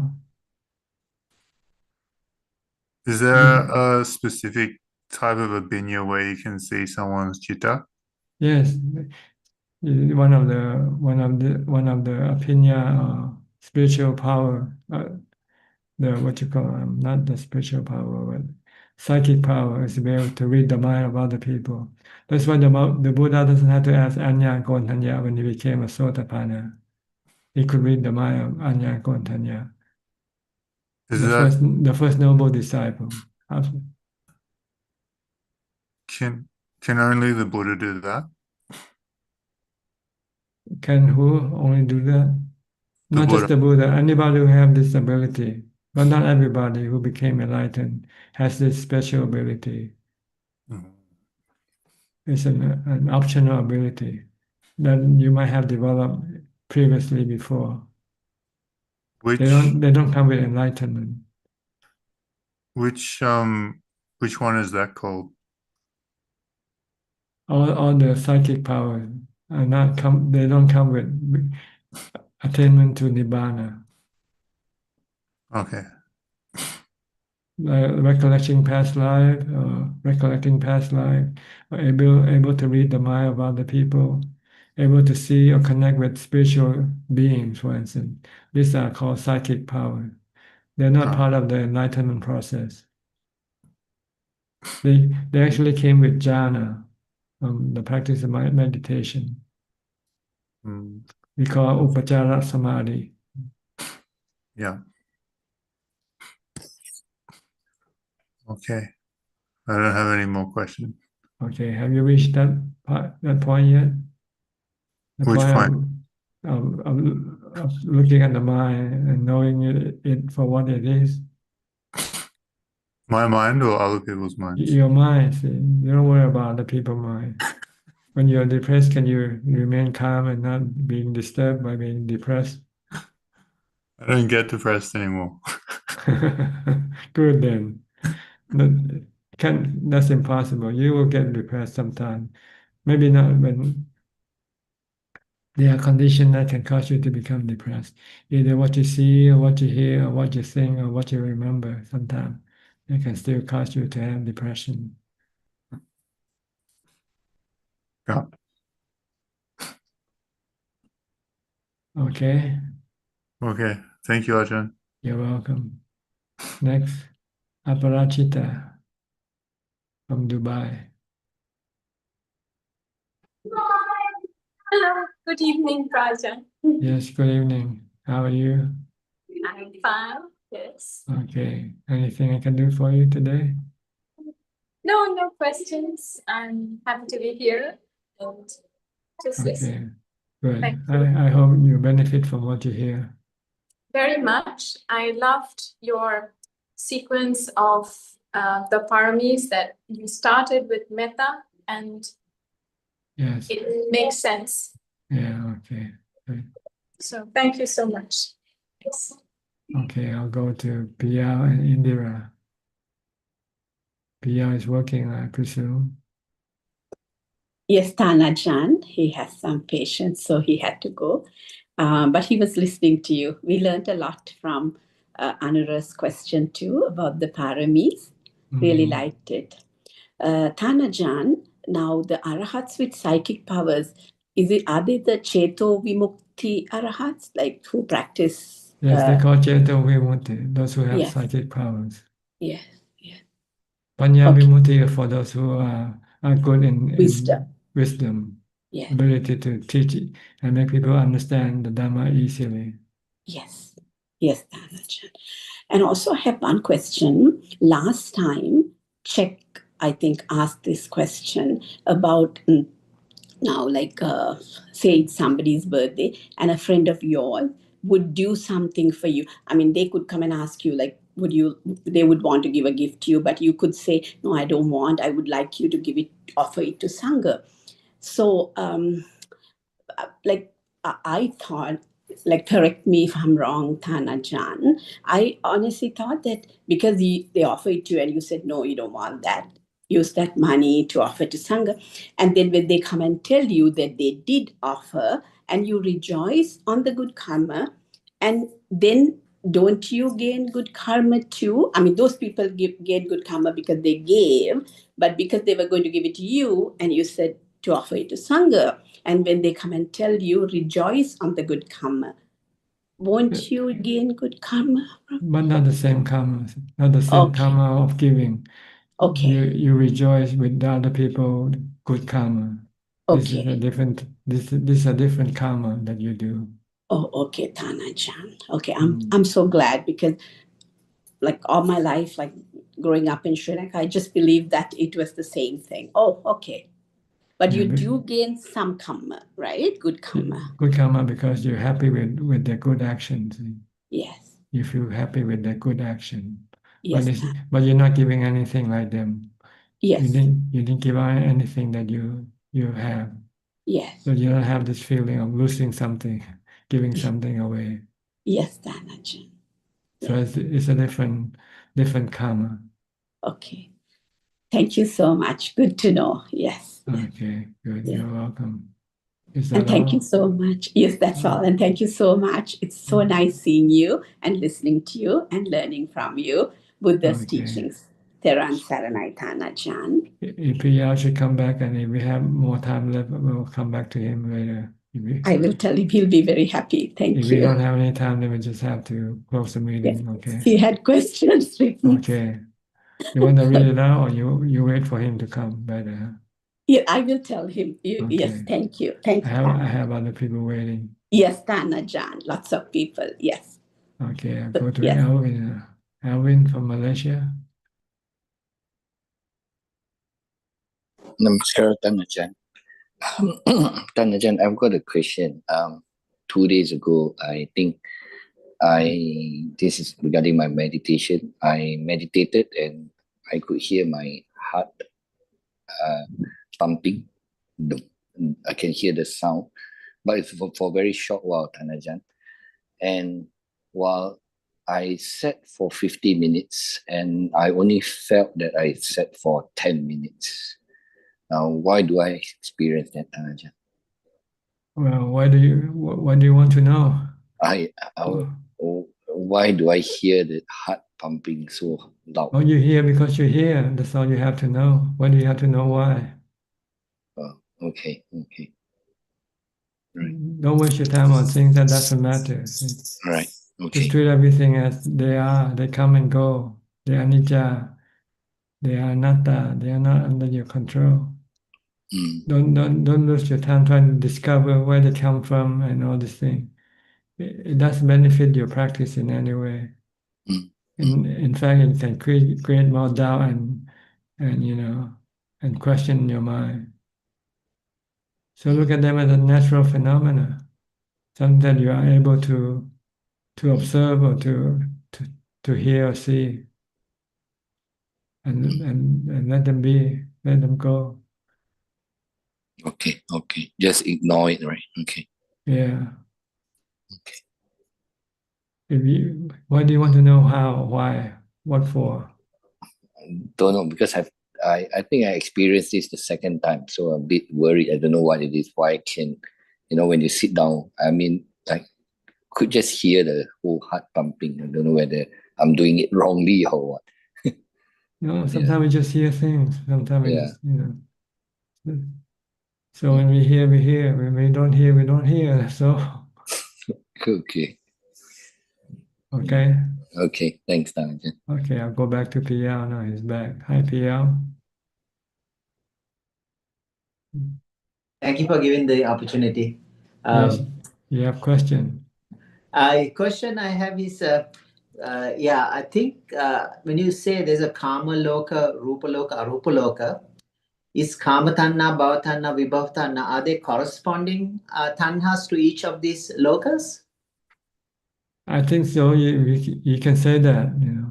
Because some people kind of define Vibhava Tanha in a different way, but I don't really feel it. I feel Vibhava is like the Arupa jhanas, and still there is a bit of a trace Tanha for that Arupa jhana, although it's not body made, they are mind made realms. The Bhava is like with the jhanas, the form jhanas. So I feel it could be they are corresponding. Otherwise, why Buddha would say a different like three things and you know? That's right. I think they correspond to the Rupa jhana and Arupa jhana. Yes. Bhava Sadhu. tanha is a craving for Rupa jhana. Yes. Yes. And craving for Arupa jhana is called Vibhava tanha. I think so too. Yeah, but I would just want to confirm with you. But it can also mean other thing. Bhava tanha, wanting to be rich, wanting to be famous. This is also it's kind of in a sensual realm. That's right. In a And it can also mean don't want to get old, don't want to get sick. This can be considered to be vibhava tanha also. Okay, I see. Got it. So they have many meanings. Many meanings. I think the principal meaning it refers to these three craving for three sensual rupa jhana and arupa jhana. Arupa jhana. That's thank you for clarifying that. And other thing you said, the nothingness, I think at the beginning, I think you meant emptiness, like for nibbana, with the happiness. Nothingness could be also rupa realm, like space of nothingness. No, I don't mean that. I mean nothing. Yeah. When there's nothing, there's nothing. Yeah. So it says emptiness, right? You're talking about yes. Yeah, Nibbana. Yeah. Not nibbana, just nothing. When you're homeless, you have nothing. But arupa jhana, there is something. Like still there is a arupa jhana. You still have jhana. See? Yeah. So the arupa jhana is like infinity of consciousness, infinity of you pull your mind out, a space of nothingness, and then it's the level of calm of the mind, which corresponds to whatever the description is. That's all. It's not bodily made, right? It's not the rupa jhana. It's not corresponding to the it's all mental. It's all mental, spiritual, not physical. Is it absolutely necessary, or it's additional? It's something you can achieve, but it's for nibbana, rupa jhana itself is enough. Yes, you only need the fourth jhana for enlightenment. But some people have strong mindfulness, then they are able to go deeper into meditation. Then that's also a bonus. That's all. Like Rishi's in India. And also, when you talk about, I think you talk about worldly pleasures. And is the worldly pleasures go like gradually or with the practice of jhana? Because at the beginning, your mind is so still in tune, like your habits, you're searching for the five worldly pleasures. But eventually, over time, the jhanas become more powerful, more blissful, and then it's a gradual process. You lose it's called disenchantment for the five sensual realms, or five sensual pleasures. Is it like it's a gradual process over time with the jhanas become stronger? Well, yes, the stronger your jhana is, then the less you will become attractive to the worldly pleasure. But the jhana also can go up and down. When you enter jhana, you have strong equanimity. But when you come out of jhana, this equanimity will slowly disappear. So if you want to be able to give up your sensual pleasure completely all the time, then you have to use wisdom. I see. So it's a temporary. See the nature of sensual pleasure as being anicca, anatta, and they can cause you dukkha. So it's a temporary refuge for the time being till we get until you get to wisdom. To teach your mind that sensual pleasure is harmful to you. So you can't bypass it. Like you can't go straight to wisdom, then you get confused, right? Right, because you don't have equanimity, you don't, you still have no replacement. You don't see the harm in sensual pleasure. You still think sensual pleasure is good. Why should I give up? That's true. Because the hindrances are still there. It's not, you don't see clearly whatever they. That's right. Yeah, like with jhanas, you build your own reservoir. Like you have that. When you have jhana, you say, hey, there's a better way of being happy. Yeah, I think it is compared to the four things in a well-guarded city, I think, called Nagara Sutra, that talks about four jhanas are like the food they have, the grains, the medicines, the water. There's the four things which you don't need to. The people in that city doesn't have to go outside. Everything is within. Self-contained. Self-contained, self-sufficient. Thank you so much. Sorry. Thank you for your time. Thank you, Tanaj. Okay, you're welcome. Next. Okay. Next, Lynn from Indonesia. Hi, Lynn. Good evening, Ajaan. How are you? I'm very good. Any question? Yes, I do have one quick question. So my grandmother passed away 2 weeks ago. So I'm just wondering, when somebody passed away, out of the Namakandas, which one that remains? Oh, the whole thing, the four namakanda go with the mind. It's part of the mind. Vedana, Sanya, Sankara, Vijnana. You mean they will go away, as in they will still be intact with the mind? They're part of the mind. They belong to the mind. Okay. They're property of the mind, actually. That's what they are. It's like when you go to sleep, you still have the four namakanda. And the four namakanda is the one that create dreams for you to experience. And you use the four namakanda to experience the dream that you create by your good or bad karma. If it's your good karma creating the dreams, it will be good dreams. It means you are in heaven. If the bad karma create the dreams for you, you have bad dreams.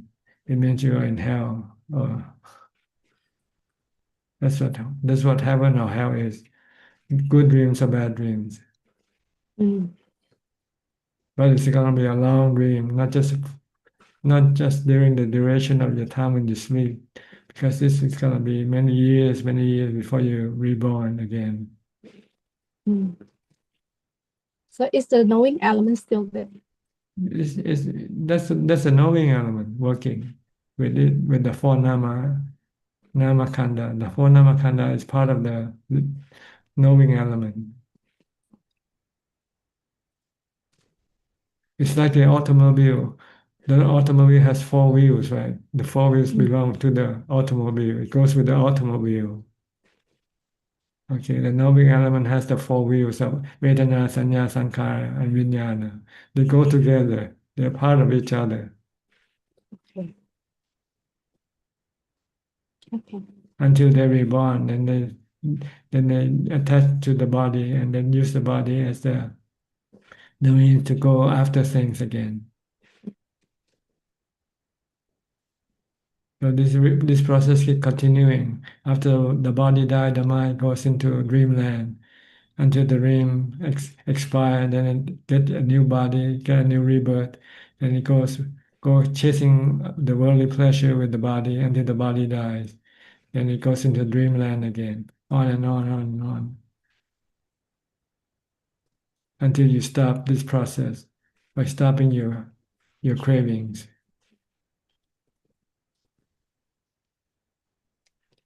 Okay. Okay. Thank you very much, Tanha. So right now, why is your grandmother? She's in dreamland. And whether she have good dream or bad dream, it depends on her good or bad karma. Which one is greater? If her bad karma is greater than her good karma, then the bad karma will create bad dreams for her. So she could be a hungry ghost or scary ghost, or she could be in hell, or she might take birth as an animal. Okay, if somebody, like when they passed away, they went through a very long agonizing process, does it mean that they have got lots of bad karma during their life? Not necessarily. because they might not have known how to train themselves to stay calm. Oh, okay. So they might die very agonizingly. Yeah. But if somebody who know how to stay calm, then they die peacefully. But this doesn't determine whether they'll go to heaven or hell. It's a good or bad karma that they have accumulated. Which one is greater? They will decide whether they will go up or down, go to heaven or down to the undesirable realm of existence by having bad dreams.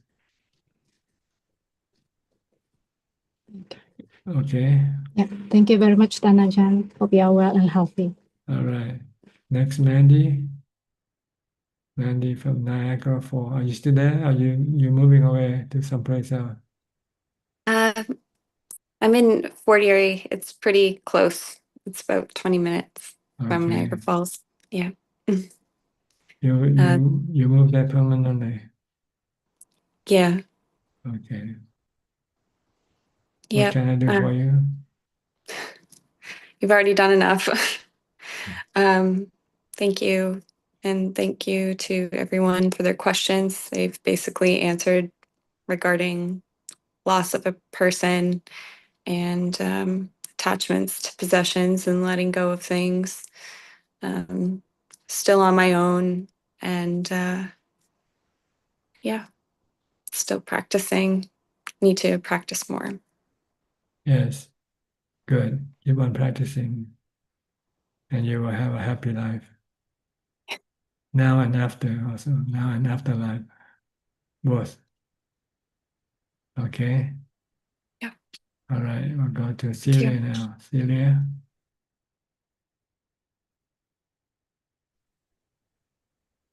Hello, Ajaan. Yes, Can you hear speak. me? Good evening, good evening. You have to speak a bit louder. Oh, can you hear me there? Yeah. Okay, now. Okay, good. I'll turn the volume on. I listened to an interview you gave to Clear Mountain. Yes. And I think, yes, that was brilliant. No, I have listened to it many times, and I think that was extremely useful, no, as a guidance to the practice. But now I have a doubt about it that I think is related to what you just said to Pial and Lynn. You said there that the different realms are like dreams, no? Like heaven is like a good dream and hell is like a bad dream. But this one, the human world or realm, does have four elements, no? Does have a material element in it, no? Even if it changes. And I guess that the animal realm also is composed of four elements. But then all the rest of the realms are virtual. They That's right. don't all of them, the devas, the Brahmas I can understand, but the Deva world, the hell, the Yeah. Asuras. They're all dreamland, fantasy land. And why the human world and the animal world realm not? The animal and the world is a physical realm in which the mind can send the current of consciousness to attach to the sensual object, sensual organs of the body, in order to receive sensual objects from So these are the from two this only world. realms. Sorry. Actually, These are the two. the animal and human is the same realm. It's a realm of sensual pleasure. While the realm of the Brahma, this is the realm of those who meditate, who doesn't use sensual pleasure, who use meditation as a means of getting their pleasure from. Okay. And the Deva realms, all of the Deva realms are also virtual? Yes, Like all the spiritual, but happy spiritual. The Deva are happy spirit. While the hungry ghost and the scary ghost and the hellish being unhappy ghost, unhappy spiritual being. Very interesting. I had never imagined it that way. And they are caused by the bad karma. See, if you committed bad karma out of greed, you become a hungry ghost. Because you're constantly hungry, you always want more. Greed never stops. And if you commit a bad karma out of fear then you become a scary ghost, always fearful of something. And you commit bad karma out of hatred, then you enter hell. You become a hellish creature. And if you're a person who generally has fear just in itself, As long as you not don't necessarily. as long as you didn't do any bad karma, then it doesn't affect you. Okay, good. Okay, that's good to If know. you Good to fear know. if you're fear of snake, you catch the snake and then you put it away in a safe place. It's okay. But you don't kill the snake when you see the snake. And if you see a snake and you're fearful and you run away. Oh, that's fine. No problem. You don't commit any bad karma. Okay. Okay, that was my question. Many thanks, Prajam. Okay, good. Next. Well. Okay, thank you. Next, Sulan, you're the last person for tonight. How are you? Hello, Ajaan. Yeah, I'm happy to see you. Yeah, how are Yes. you? What can I do for you?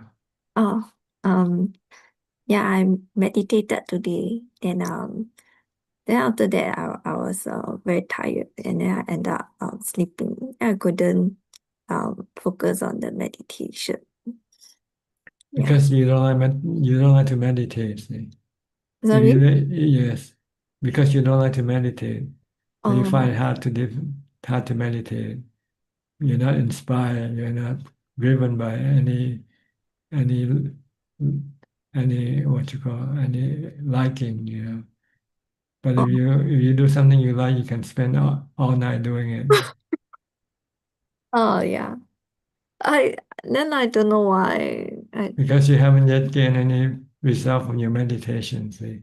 Oh. So you have to try to do more meditation to get to the result. Once you get to the result, then you become inspired and you don't want to do anything else. Because the result for your meditation is better than anything else. And then anything else. Okay. So right now you have to push yourself because you're not inspired yet, because you haven't seen the result of meditation. So push yourself to meditate until you get to the result. Once you have the result, then you don't have to force yourself anymore. You want to meditate more and more. Even if I fall asleep, I just Oh, you won't fall asleep once you're inspired. Oh, okay. But until then, I You fall have to fall, asleep. if you fall asleep, you have to get up and walk. Oh, okay. So prevent from getting sleepy is not to eat too much. Try to eat one meal a day, for instance, then you won't fall asleep. Can you Huh? Can you do that? Not eating once a day? Eating once a day. You want to prevent from being sleepy Oh, when you meditate. I don't know if I can do that. Eating once a Yeah. day. See, no pain, no gain. See, you want to gain meditation, you have to pay the price. Okay. No pain, no gain. Yeah. Okay. Okay. So you want to have the pleasure from meditation, you have to accept the pain you might have to face from abstaining from sensual pleasures like eating. Oh, okay. Oh, I realize eating is one of the sensual pleasure that That's that right. very hard to cut. Yeah. I feel stressed. I'll start eating. Yes. Yeah. That's why it's easy to get fat. Yeah. Yeah. So I also get better. Yes. All right, we're running out of time for tonight. Okay, anything else? Oh yeah. My last question is like how do you be a good Kayanamita? Be a good friend. Practice mindful metta. Practice loving kindness. Oh. Try to please others more than please yourself. Oh.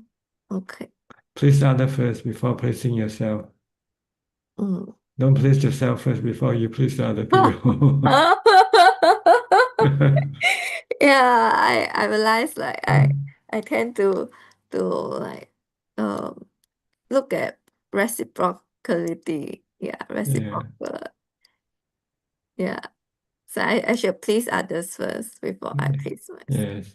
But it's hard to do because we want to please ourselves first. Then how do you do it? Like You have to look at a good example like the Buddha. the Buddha. The Buddha got like I read the sutta, I don't really see how like in a way the Buddha please other people. Make other people become enlightened, see. Oh, like make them become enlightened. This is one way of pleasing them. That's the best way to please people. Oh, okay. It's not like pleasantries, like No, it's teaching people to get to Nibbana. oh, okay. All right. Okay. That's also a That's way. the best Kalyana Mitta. The Buddha is our best Kalyana Mitta. Oh, okay. Yeah. Because he can make us happy all the time, permanently happy. Never sad, never a moment of sadness in our life. Oh, okay. Yeah. So even though like he's like not physically around His and we teaching is can't still talk. around. Oh, his teaching is still around, even though we can't like talk to him. We don't have to talk to him, just study his teaching. So it's like listening to him when you read his teaching. Oh, okay.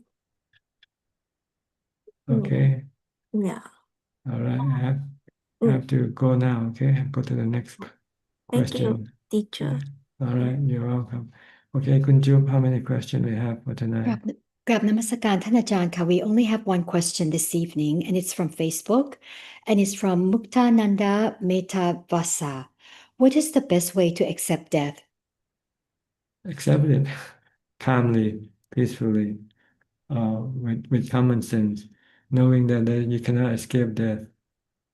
So don't try to escape, or don't try to find any excuse to run away from it, because you cannot. Just face it with calmly, with meditation, with mindfulness. Just recite Bhutto, or keep watching your breathing until the body stops breathing. That's all. Okay, you're welcome. Thank you for your company. I hope this meeting is useful and beneficial, and that can be used to help you advance in your path to enlightenment. In the meantime, please stay safe, be mindful, and keep on practicing. And if all goes well, I'll see you all at the same time next week. Thank you and goodbye.